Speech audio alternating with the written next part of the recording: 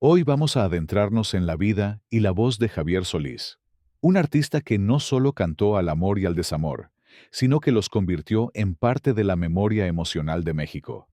Desde sus orígenes humildes hasta convertirse en el rey del bolero ranchero, comencemos. Antes de ser Javier Solís, fue Gabriel Siria Levario, un nombre largo para una vida que apenas empezaba y ya traía hambre de destino. Nació en la Ciudad de México el 4 de septiembre de 1931, en una familia de origen humilde. Su padre era panadero y su madre comerciante. La historia suena sencilla, pero ahí está la primera clave. Javier no salió de una cuna de aplausos, salió de una casa donde se trabajaba para comer, y donde el talento era una urgencia, no un lujo. Su biografía está rodeada por un misterio popular que lo volvió leyenda. Durante años se dijo que era de Nogales, Sonora, y de ahí nació el apodo de El Yaqui Romántico. Pero las fuentes biográficas formales lo ubican como capitalino.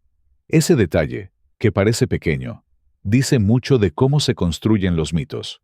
A veces el público necesita ponerle un origen épico al ídolo para que la historia se sienta aún más grande. No fue un niño de conservatorio. Fue un niño de barrio y de oficios. En su juventud trabajó en empleos comunes. Se menciona, por ejemplo, su paso por una carnicería en la colonia Condesa.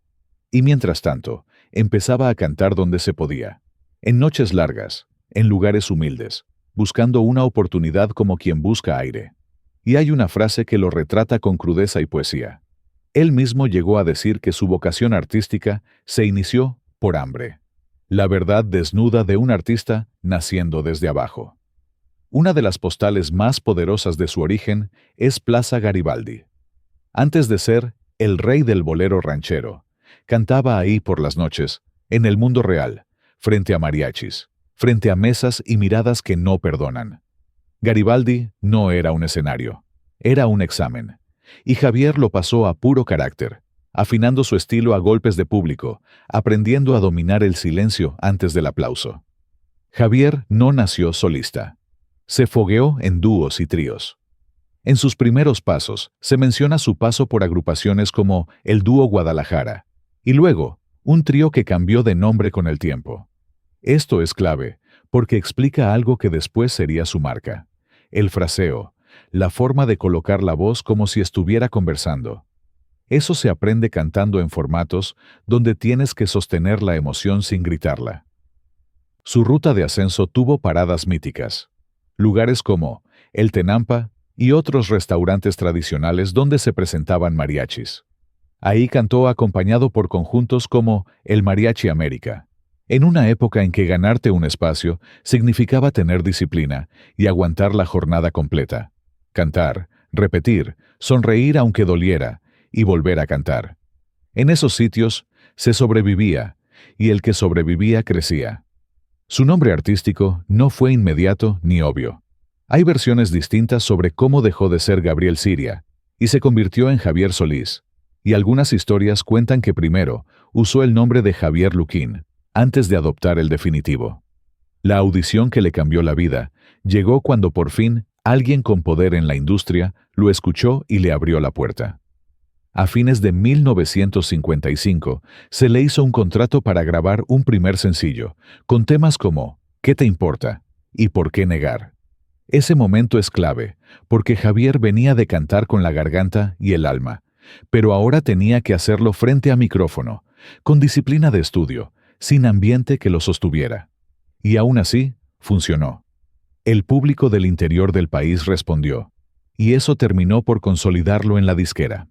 Mientras Javier entraba al mundo de la música y el espectáculo, una pérdida enorme conmocionaba a todo México: la muerte de Pedro Infante.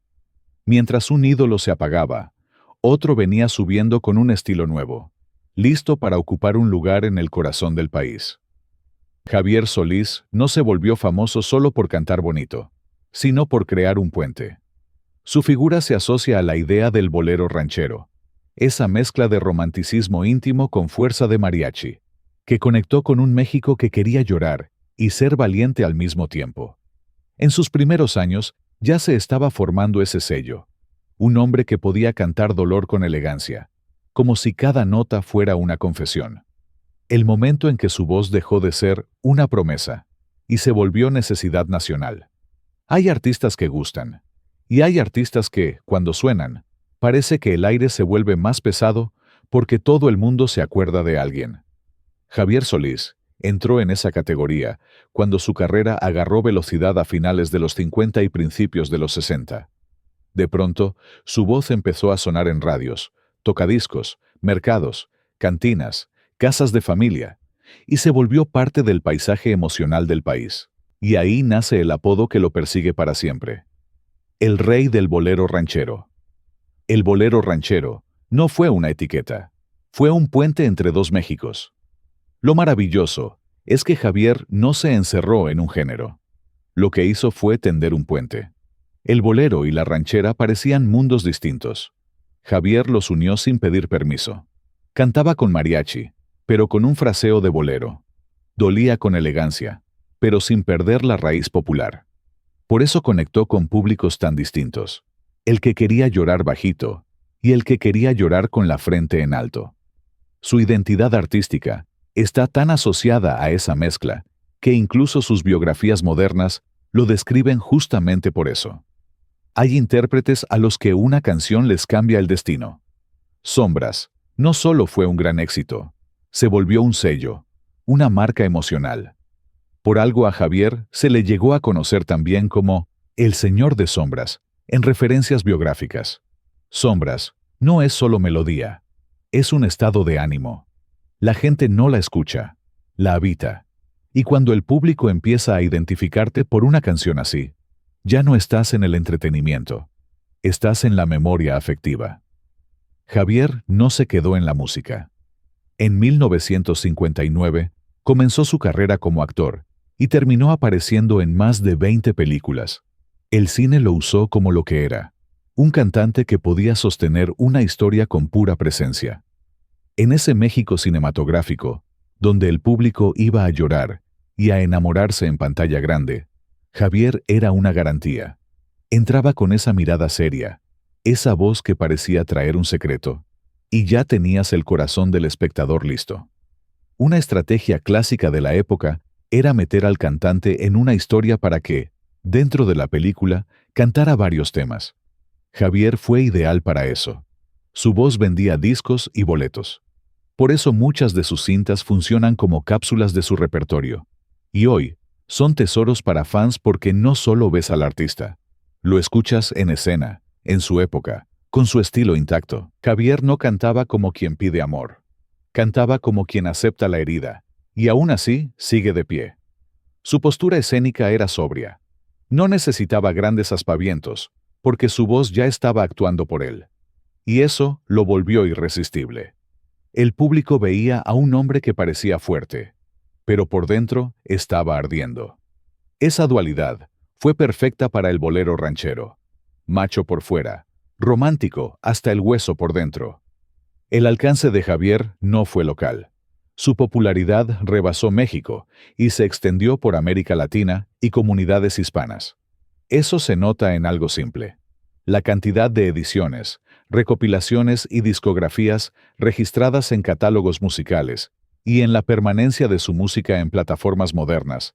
Hay voces que viven mientras hay moda, y hay voces que viven porque la gente las necesita. Javier se volvió de esos. Se le llamó el Jackie romántico, aunque no fuera Jackie. Y esto se volvió parte del personaje público. Una figura casi de leyenda, como si su origen fuera tan grande como su voz. Incluso hay artículos y recuentos que explican que no era Jackie y que su historia real fue otra. Javier, sin querer, se convirtió en una especie de personaje nacional, al que el pueblo le inventó elementos para hacerlo más mítico. Javier Solís fue un artista extremadamente exigente consigo mismo, mucho más de lo que el público imaginaba.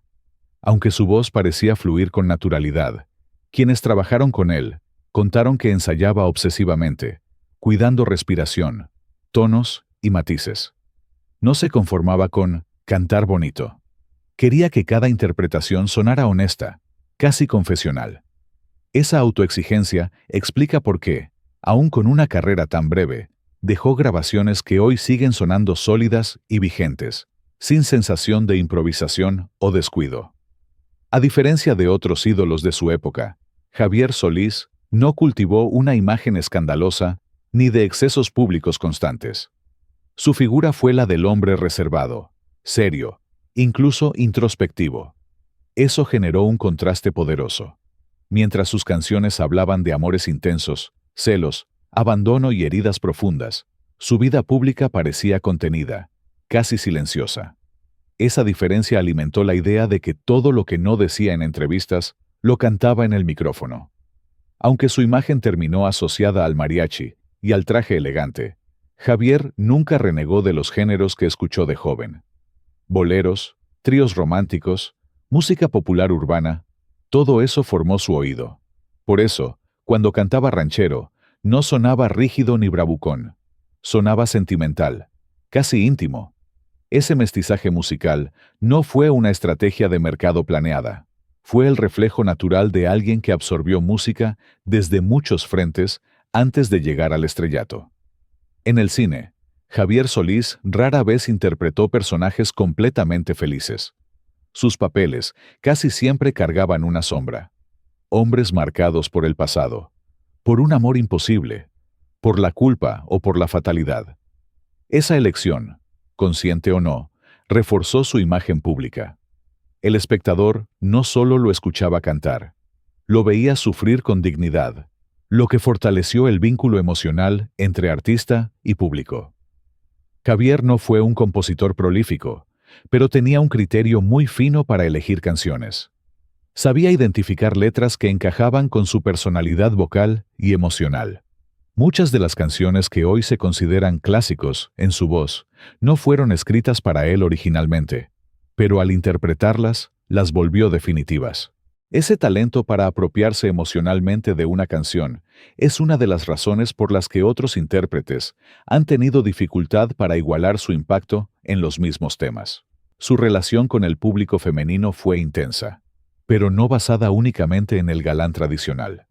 Javier Solís no proyectaba arrogancia ni conquista fácil. Proyectaba vulnerabilidad contenida. Para muchas mujeres, no era el hombre que presume fuerza, sino el que entiende el dolor. Ese matiz explica por qué su público fue tan fiel y tan emocionalmente comprometido con su figura. A pesar de su éxito, nunca rompió del todo con sus raíces populares. No se le recuerda como un artista distante o inaccesible.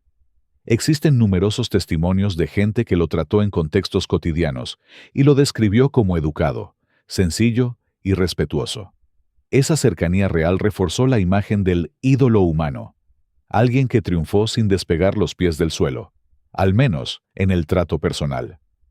Su muerte temprana provocó un fenómeno curioso. Muchos artistas posteriores fueron comparados con él, pero casi siempre desde la nostalgia. No se decía es mejor o lo superó, sino recuerda a Javier. Eso habla de un lugar simbólico muy particular. Javier Solís no fue solo una referencia técnica, fue una emoción irrepetible. Y las emociones no se sustituyen, solo se evocan. Con el paso del tiempo, su figura se volvió intergeneracional. Personas que no lo vieron en vida, lo conocieron a través de discos heredados, películas transmitidas en televisión abierta y canciones escuchadas en casa. Así, Javier dejó de ser solo un ídolo de su época para convertirse en una presencia familiar, casi doméstica, que acompañó a varias generaciones sin necesidad de promoción activa. Su corta vida alimentó inevitablemente la pregunta del ¿qué hubiera pasado si? ¿Habría evolucionado hacia otros géneros? ¿Habría cambiado su estilo? ¿Habría envejecido con su voz intacta? Esa incógnita permanente es parte de su mito. Al morir joven, no tuvo etapa de decadencia artística ni desgaste mediático. Se quedó congelado en plenitud, y eso lo volvió eterno. Javier Solís murió en 1966, con solo 34 años de edad en la Ciudad de México. El tema de su muerte tiene versiones y mitos, pero lo más citado en fuentes periodísticas es que venía de una cirugía de vesícula. Entre las historias más repetidas está la del vaso de agua, después de la operación, como una imprudencia. Se ha contado muchas veces en notas y recuentos sobre su muerte, justamente porque suena a tragedia de película. Algo pequeño, que termina con algo enorme. Javier Solís no pertenece al pasado, pertenece a la memoria viva. Hay artistas que se recuerdan con datos, fechas y cifras, y hay otros que se recuerdan con emociones. Javier está en ese segundo grupo. No es solo una voz registrada en discos antiguos, es una presencia que sigue apareciendo en reuniones familiares, en cantinas, en radios encendidas al amanecer, en noches donde alguien necesita cantar su pena sin decir su nombre. Gracias por acompañarnos hasta el final. Cuéntanos en los comentarios qué otros artistas te gustaría que recordáramos en próximos videos. Nos vemos muy pronto con más historias que tocan el alma. Hasta entonces.